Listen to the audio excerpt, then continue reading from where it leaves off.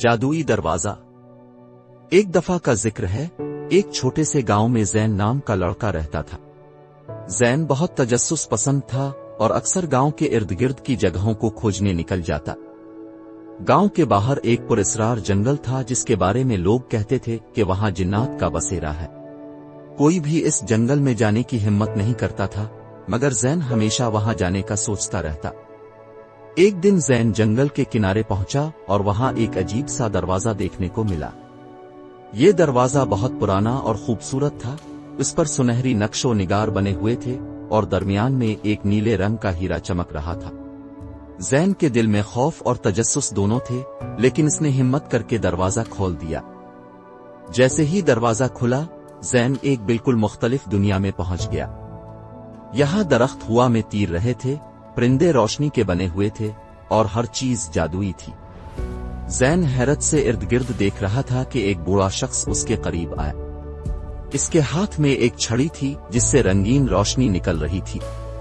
بوڑھے نے کہا، زین، تم وہ منتخب انسان ہو جو اس دنیا کو بچا سکتا ہے۔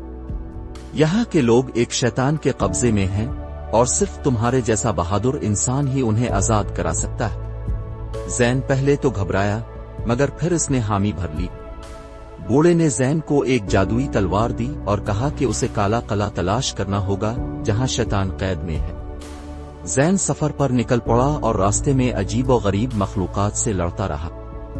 کئی دنوں کے سفر کے بعد زین قلعے تک پہنچا۔ قلعہ تاریکی میں ڈوبا ہوا تھا اور وہاں کے دروازے پر ایک دیوہیکل اژدہا پہرا دے رہا تھا۔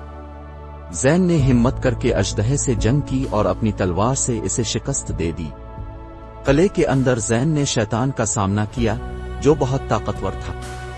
دونوں کے درمیان ایک زبردست جنگ ہوئی اور زین نے اپنی ذہانت اور بہادری سے شیطان کو شکست دے دی۔ جیسے ہی شیطان ختم ہوا، پوری جادوئی دنیا روشن ہو گئی۔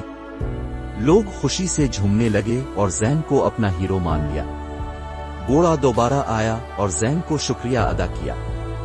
اس نے زین کو گاؤں واپس بھیج دیا، لیکن جاتے وقت کہا، زین، تم نے نہ صرف ہمیں بچایا بلکہ ثابت کیا کہ بہادری اور نیکی ہر مشکل کو شکست دے سکتی ہے۔